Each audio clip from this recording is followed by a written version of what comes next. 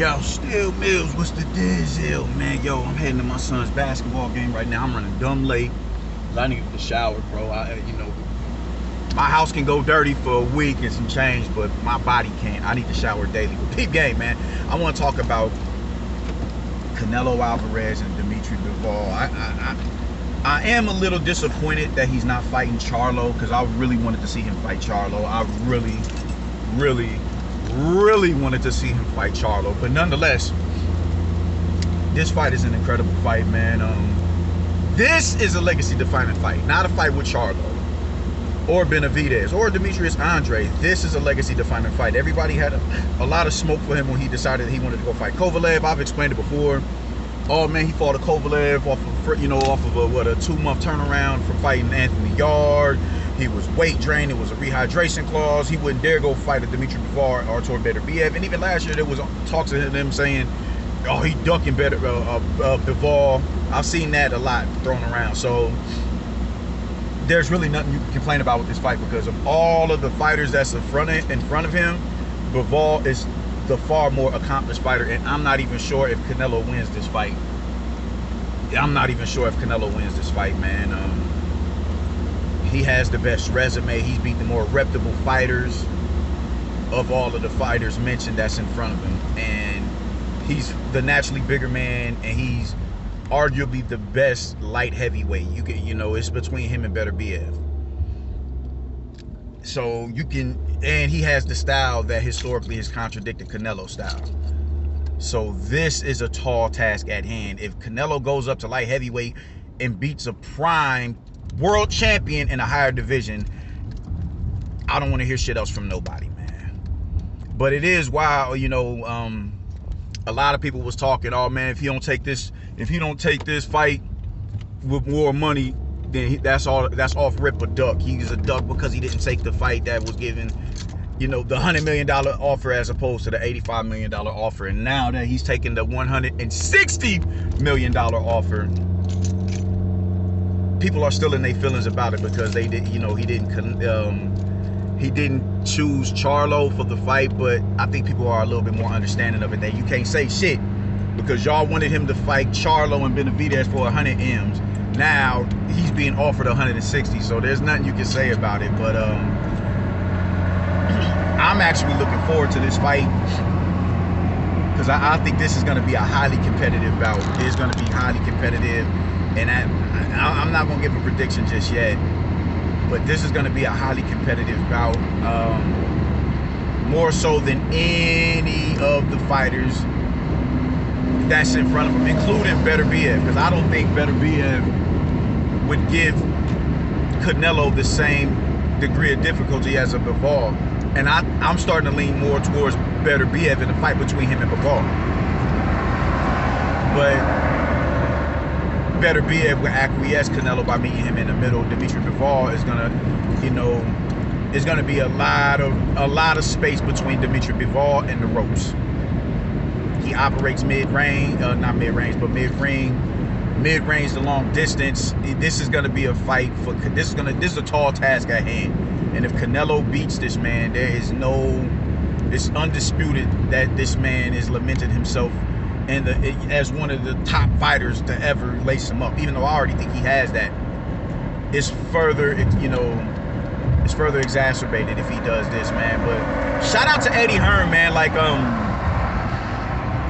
Eddie Hearn's lost the last couple of purse bids, and I did, it was floating around in my head, man. I like, it's something up with Eddie Hearn, bro.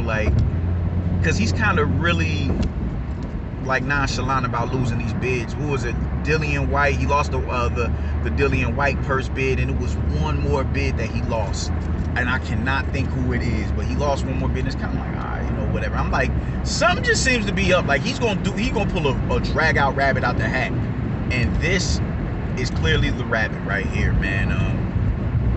That man just said, fuck everybody. Listen, man, Canelo, what you trying to do? I got 160 right here for you in the 3-fight deal. And who's the third fight? Who's the third fight that he would have to offer? They're talking John Ryder. Who else did I hear? Makabu, even though I don't think Makabu is it. I don't think Makabu is it, but they're talking a third fighter, and the names I'm hearing John Ryder, and I'm also hearing Demetrius Andre. And if he fights Demetrius Andre in December, then yo, I'm still not a fan of the Triple G fight, but at this point in time, I think Triple G would kind of. Well, I'll hold that thought on, until after he fights Murata, and we'll see where Triple G is at. We'll see where he's at, but if he fights Andre after Bivol, and if Golovkin gets through Murata, I don't want to hear shit else from none of you niggas, bro. I honestly don't. Or let's play, let's do some mad scientist shit, man, because I know he's him and David Benavidez. If they both get through their next opponents, they're both fighting for interim status. So what if David Benavidez says, all right, I'm good on the PBC, and he decides to leave the PBC and he signs with Matchroom? But because there's some come on, my nigga. Come on, brother. God, I hate to see brothers out here on this shit panhandling. But there's some reputable super middleweights over there on the PBC side of the street. Not the PBC side, but the zone side of the street.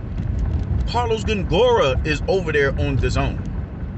John Ryder, Danny Jacobs. It's still some big fights for him at 168.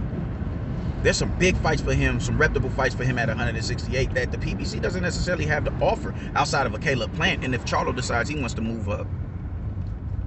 So what if Demetrius Andre and David Benavidez fight and he loses to David Benavidez?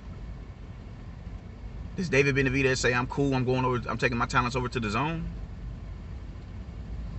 There's some things that make you go, There's some things that make you say, and as is, the PBC side isn't necessarily looking on the up and up.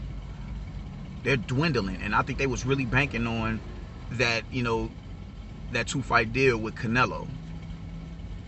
They were banking on that, and now that they're not getting that, can they hold out another year until Canelo was freed up again? Can they do that? I'm not sure, man. I'm not sure. But nonetheless, I'm not mad at this fight. I love this fight. I think this is an incredible fight. It's honestly the best fight as far as legacy is concerned. I think Charlo would have been the best fight as far as publicity and viewership. But this right here, as far as legacy is concerned, is the best fight that this man can take. The best. Maybe more so even than a Lunga Makabu. Because Bivol is nice. He operates behind straight punches. You can't throw hooks on the go. You got to throw your longer shots. Throw the 2 off of the jab. That's what he does beautifully. So if he was to win this fight, man, so that's how I'm feeling about it, man. I don't want to hear nobody complaining about this fight. You can feel some type of way about it, but I don't want to hear nobody complaining about it because this is a damn good fight. And I'm most definitely going to be tuning in. And let's see what Charlo does and Andre and Benavidez does now that they for sure know that they more than likely aren't getting the fight this year. Let's see what they do if they get active with the rest of the cats in the division. Deuces.